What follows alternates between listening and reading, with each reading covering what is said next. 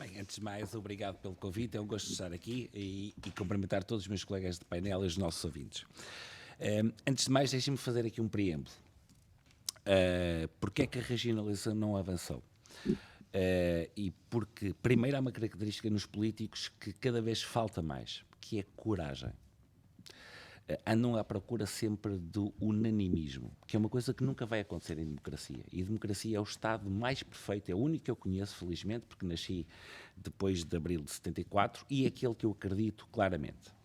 Deixem-me fazer aqui um preâmbulo, que é, eu sou a favor 1000% da descentralização e sou a favor 1000% da regionalização. E o problema de não avançar a regionalização é por falta de coragem política, ponto 1, e o problema muitas vezes aqui não estão dos lisboetas, para quem nos está a ouvir lá em casa. O problema estão nos alisbonados, que se rendem ao lobby de Lisboa. São aquelas pessoas que saem do centro, que saem do norte, que saem das regiões autónomas, que saem do sul e que se rendem ao lobby de Lisboa. Porque é que a Expo tem que ser em Lisboa?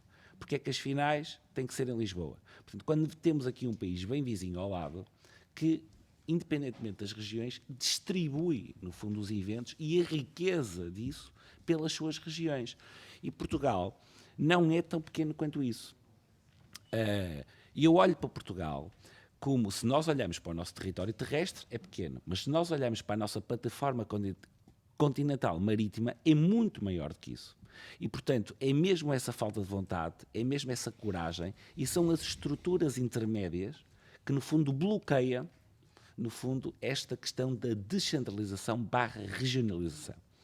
E começo por aqui dizendo que, infelizmente, não tem acontecido, porque se já tivesse acontecido há muitos anos, eu vejo aqui o meu colega Emílio Sousa já a apontar. E eu já vou antecipar de uma coisa. A regionalização não é acabar com o municipalismo, que também eu sou, porque eu conheço muito bem e que sou amigo dele. E, portanto, temos ideias diferentes, claramente diferentes. E, portanto, eu hoje estou convicto de duas coisas. Eu votei contra a regionalização em 98. Fui enganado. Era jovem. Tal e qual como acho que os ingleses, e o meu irmão vive em Inglaterra, foi enganado na questão do Brexit. Uma abstenção enorme.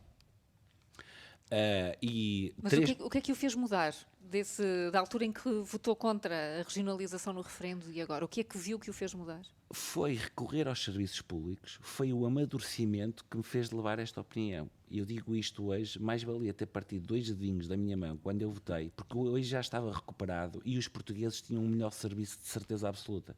Porque hoje reunir com o delegado da DGEST, infelizmente, para um autarca, e ele não tem competências nenhumas. E ele, para pedir, ou aliás, para comprar uma trituradora de papel, e estou a falar que isto é num passado recente, tem meses, tem que pedir autorização a Lisboa. Nós não vamos, os autarcas, fazer absolutamente nada a reunir com o delegado da DGEST. A mesma coisa com a RS Norte, a mesma coisa com a Direção Regional de Cultura. E essas estruturas todas que existem, se fossem agrupadas, coordenadas, planeadas, já tínhamos uma região. E, portanto, seríamos muito mais ricos.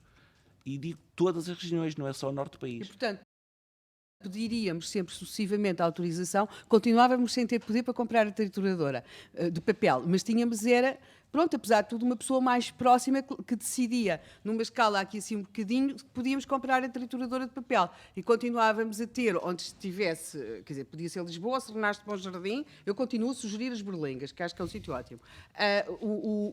O topo da pirâmide do autorizador da compra das trituradoras de papel. Era isso? Não. Quanto mais próximo estiver o poder, mais próximo nós conseguimos, no fundo, servir a nossa população. Este é um exemplo claro. Mas se calhar não precisamos de uma pessoa aqui um bocadinho acima a dizer se podemos ou não comprar a trituradora de papel, porque o que é absurdo é que na administração pública se tenha de subir não sei quantos patamares para decidir que se pode ou não comprar a trituradora de papel. É baixar esses patamares, é dar competências e, no fundo, agregar aquilo que é as necessidades dos territórios. Porque Lisboa ou Portugal não são os gabinetes do Terreiro do Paço. Aqui é que está a questão. Mas deixe-me dizer uma coisa. Essas diferenças, e eu tenho muitos colegas do interior, foi que alguns autarcas e alguns ministros e primeiros ministros entendiam que se tivesse lá bons anfiteatros, boas piscinas, bons auditórios, que teriam vida. Esqueceram-se de uma coisa, foi das empresas e das pessoas. E esse é que está o verdadeiro problema da desertificação do interior. Porque o que é preciso verdadeiramente para estes territórios serem mais desenvolvidos são empresas e são pessoas. Porque neste momento nós vemos esses municípios a terem que fechar infraestruturas porque não têm dinheiro para as manter. E agora deixe-me aqui, complementando aquilo que disse o meu amigo Emílio sobre o Covid, e já lá vou à regionalização e relativamente à tal órgão decisor onde ia colocar a universidade ou a estrada ou a extensão do metro. A Covid não foi só o vice-almirante Gouveia Melo que veio resolver isto. É que passaram esta ideia. Também foi.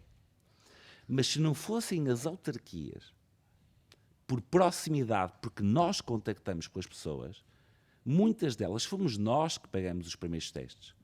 Fomos nós que instalamos os centros de vacinação. Por exemplo, o município que eu dirijo, o da Trofa, gastamos mais de 2 milhões de euros.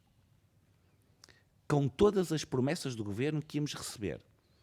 Nomeadamente de dotar os alunos que tinham essa carência de não ter um portátil à internet. Com a promessa que tínhamos fundos comunitários. Sabe quanto é que nós recebemos? 90 mil euros. E 90 mil em quanto é que... Em mais de 2 milhões de euros. E, por exemplo, eu digo mais porque agora vou ter que colocar um novo piso de um pavilhão onde estava o centro de vacinação que ficou desfeito, que vai-me custar 70 mil euros. Portanto, isto vai sempre a somar as EPIs para os IPSS. Porquê? Porque a RS Norte não funcionou. A RS Norte não dialogava com os municípios. Mas eu penso que Admite sair da... Claro que sim. Aliás, se houvesse regiões era muito mais fácil. Portanto, admito sair. Se uma Associação Nacional de Municípios não teve uma crise, teve e tem. Porque se uma associação não representa, no fundo, os seus associados, o que é que nós estamos lá a fazer? A questão que eu faço é, o que é que o município do Porto perdeu em sair da Associação Nacional de Municípios? Zero. Mas é um município grande, não é? Digamos, em termos públicos, é o segundo município do país. Sim, e o primeiro... Não é o segundo em tamanho de habitantes e nem em riqueza, mas eu estou a dizer, em termos de impacto público, é o segundo do país. Sim. Fernandes, O mas Presidente da Câmara do Porto fala com o Governo facilmente. E o Primeiro-Ministro vem aqui quando vê que há uma crise. É essa questão que eu acho... Não, eu estou a dizer isto... Vou ler, e concordo com opiniões diferentes, mas tenho a minha... Primeiro, deixem-me discordar disto. De uma nossa ouvinte, obviamente, respeitar a opinião, porque não vai criar mais lugares. Aquilo que acontece, o Estado Central, Portugal é dos países que, através da Lei das Finanças Locais, menos transfere para as suas autarquias. Está provado. Talvez mesmo o país da Europa, grande, quer dizer, médio, que menos transfere. Que menos transfere. Portanto, se houver mais transferências, e aqui sim muita coisa pode ser colocado, até no Estado Central, era aquilo que eu estava a dizer, a DGES deve ter 180 colaboradores. A ARS, quantos colaboradores é que tem? A Direção Regional de Cultura, quantos colaboradores é que tem? A CCDRN, quantos colaboradores é que tem? Não é criar mais lugares. Isto é que foi o que andou a vender o Boris Johnson. E foi aí que eu fui atrás, com 20 e poucos anos. Não vai criar mais lugares, não vai criar mais despesa. E uma coisa é descentralizar, outra coisa é regionalizar. Porque descentralizar tem a ver com os municípios de proximidade. A regionalização vai dotar com outras características, que são estas. Onde é que se vai definir que se vai, por exemplo, construir um pavilhão multiusos? Não precisa de construir um pavilhão multiusos todos os municípios. De forma nenhuma. Nem todas as piscinas olímpicas, todos os municípios. Em Lisboa eram todas as freguesias. Exatamente, eram em todas as freguesias. É aqui que a regionalização pode entrar, entroncar e, no fundo, eu sei que estamos a acabar. Estamos mesmo a acabar. Obrigado pelo convite e foi sempre um gosto, porque eu acho que isto tínhamos tema para vários programas. Pois temos e